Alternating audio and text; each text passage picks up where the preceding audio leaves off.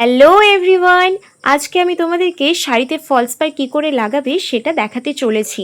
সমস্ত কিছুটাই কিন্তু এই ভিডিওতে রয়েছে, এ টু জেড একদম খুঁটিনাটি সমস্ত কিছু, এবং অনেক ইম্পর্টেন্ট টিপসও রয়েছে। তাই যারা বিগিনার্স এবং যারা নতুন নতুন সেলাই শিখছো তাদের জন্য এই ভিডিওটা খুব হেল্পফুল হতে চলেছে।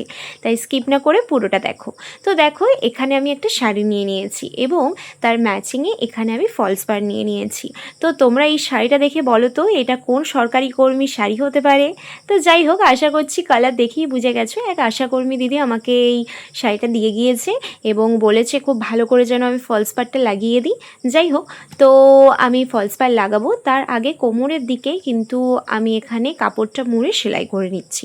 তো তোমরা এখানে মুড়ে সেলাই করতে পারো বা পিকো করতে পারো, তোমাদের ইচ্ছে। তবে হ্যাঁ, যখনই ফলস পাড় কেউ লাগাতে দেবে তো তাদের থেকে ফার্স্টে তোমরা জেনে নেবে যে তারা পিকো করতে চায় না মুড়ে সেলাই করে নিতে চায়। তবে হ্যাঁ, পিকো করলে কিন্তু দামটা একটু বেশি পড়বে এবং মুড়ে সেলাই করলে দামটা একটু কম পড়ে। তো আশা করছি তোমরা এগুলো জানো।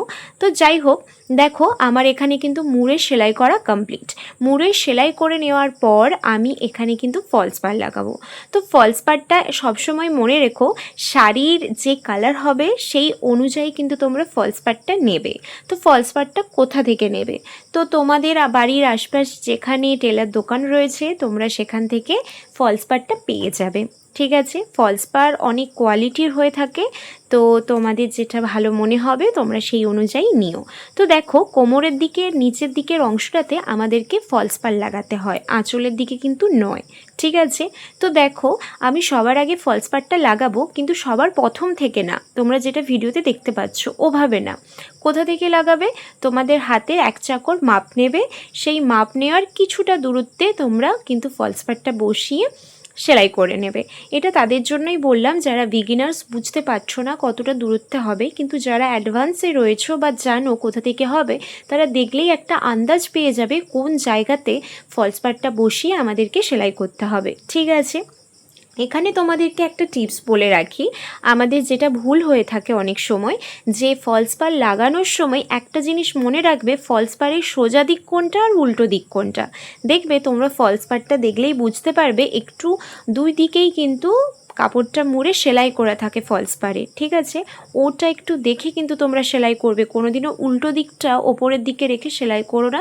এতে ফিনিশিং এত বেকার আসবে যে কাস্টমার দ্বিতীয়বার কিন্তু তোমাদেরকে ফলস পাড় লাগাতে দেবে না।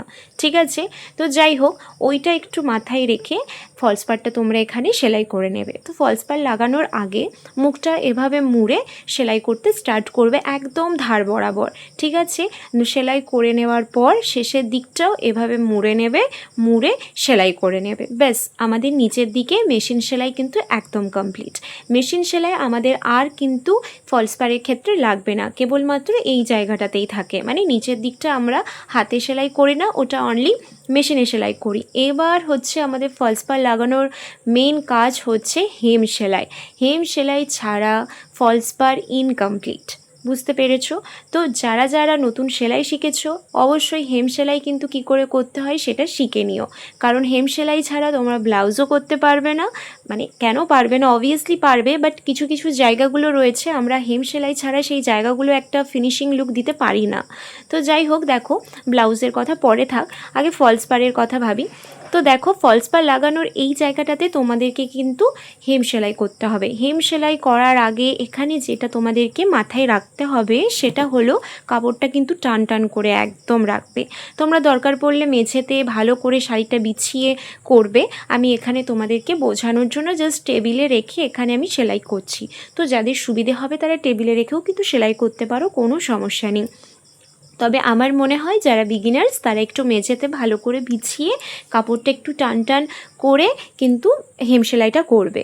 আর হেম সেলাইয়ের সময় যেন কোনো কাপড় কুঁচকে না থাকে, যদি থাকে তাহলে কিন্তু তোমরা তার ফলটাও পেয়ে যাবে। যখন শাড়িটা উল্টোবে সামনের দিকটা কিন্তু ওই কুঁচকানো অবস্থাতেই কাপড়টা কিন্তু থাকবে, এতে ফিনিশিং ভীষণ বাজে আসে আর কাস্টমার দ্বিতীয়বার আসবে না, এটাও আমি গ্যারেন্টি দিতে পারছি। যাই হোক, তো এখানে দেখো এই যে জায়গাটা আমি যেভাবে হেম সেলাই করছি তোমরা করে নেবে। যদি ভাবো যে হেম সেলাই কী করে করতে হবে এখানে বুঝতে পারছো না, আমি ডিটেলসে একটা ভিডিও কিন্তু করেছি, আমার চ্যানেলে আপলোডও রয়েছে, তোমরা দেখে আসতে পারো।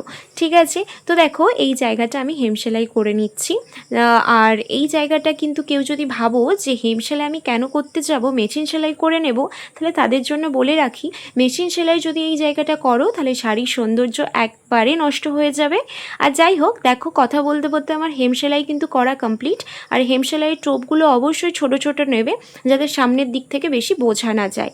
তো দেখো আমার কিন্তু কত সুন্দরভাবে কিন্তু এখানে ফলস পাড়টা লাগানো হয়ে গিয়েছে। তো ভিডিওটা যদি তোমাদের ভালো লেগে থাকে বা হেল্পফুল মনে হয়, লাইক কমেন্ট এবং সাবস্ক্রাইব করতে কিন্তু একদম ভুলো না। আর নেক্সট কোন টপিকে ভিডিও চাও সেটাও কিন্তু কমেন্টে জানিও। তাই আজকের জন্য বাই, সবাই ভালো থেকো।